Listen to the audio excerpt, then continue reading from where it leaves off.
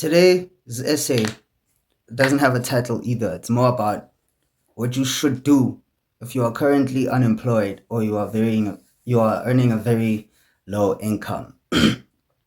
Basically, it's just a simple mindset for or a simple lesson on the things you should start applying now while you are currently unemployed because you have so much free time. So without further ado, let's get into it.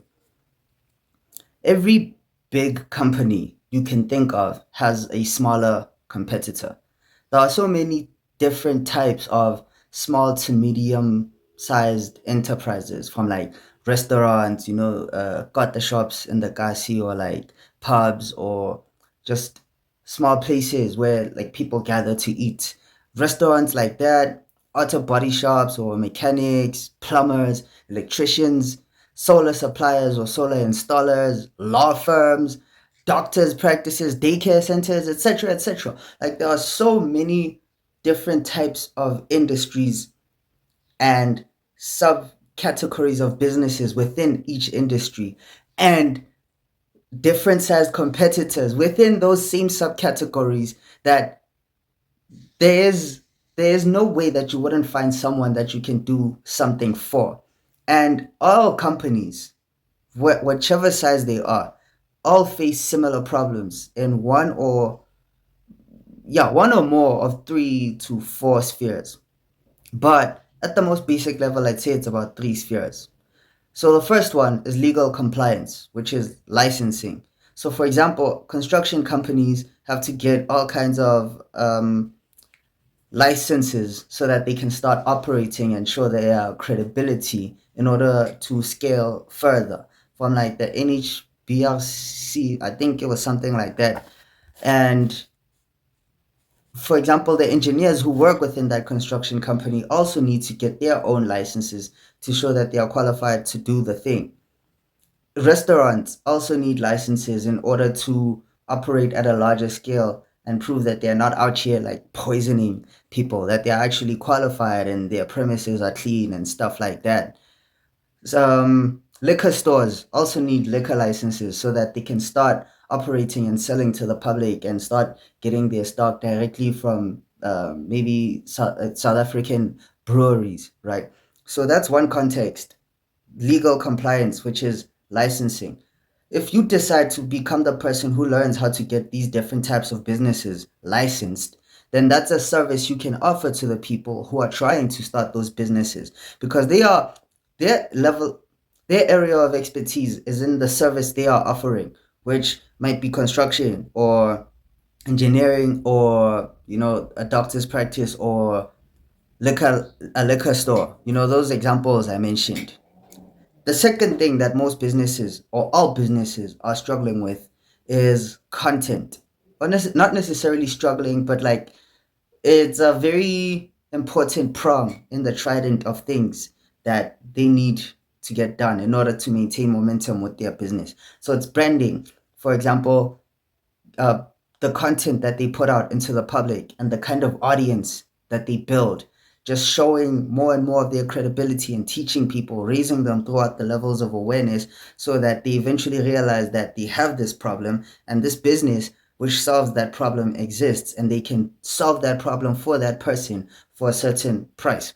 So branding is the second thing, which is just basically letting people know about what you do and how well you do it. The third prong is marketing. So that's just about how visible you are, how well known you let it be that you offer this kind of service. And like the way I wrote it here is marketing, which is basically the visibility of your branding. So your branding is on its own just content about what you do and teaching people what you do and how much it would cost them. Your marketing is letting as many people know about the thing that you would do. So those are the 3 prongs that all businesses need in order to keep building up their client base and building up their momentum. You choose to do any one or a combination of these three, and you are guaranteed to have some kind of service that you can offer to small, medium, and even large sized businesses so that they can continue to scale and focus on the thing that they are good at, while you focus on the thing that you are good at, which helps them perform for even more and more people, or even more and more qualified customers. The beautiful thing is that all of these problems, when it comes to licensing, branding, and marketing, can be solved with a phone and or a laptop. So there's no reason for you not to do some kind of freelance work if you have a phone and a laptop. Even if you've already got some kind of consistent source of income from like a job or a grant or a stipend, etc. Freelancing in this way, in such a way where you're basically just selling the expertise inside your mind, which you can get also for free with just a phone and a laptop, it still helps you to supplement your income. I'm not saying you're going to be a millionaire, or that it's going to it's going to help you retire your parents or anything like that. But it's just something to earn a little more income in addition to what you are already doing with the rest of your day anyway.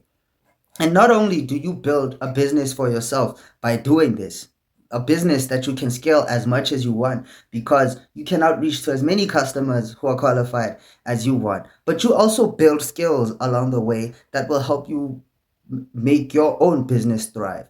Like, you learn how to make a Google business profile, and then you offer that service to other businesses who don't have a Google business profile. Your business, you put it on Google Maps, and then you offer that same service to other companies who might want to put their business on Google Maps. You learn how to do social media marketing for your own company. And then the customers, ironically, who come from that would be people who are interested in how you can help them improve their own social media marketing or branding or licensing, stuff like that. You learn how to do licensing for your company, and then you figure out how to offer that service to other businesses, even outside your niche, who might want to get their companies properly licensed. So you learn the skill, and then you use the skill for other people. And if you want to, you can scale even further than that by teaching other people how to do the skill for themselves, or to do it for other people if they wanted to. So when you do it like this, when you apply these three levels of scaling, which is like learning the skill, then using the skill for other people, then teaching other people how to do the skill, the ones who you've already done it for are even more keen to learn from you as their freelancer, or as a freelancer with a proven track record, because they have seen how you do it for them. So they know you know what you're talking about.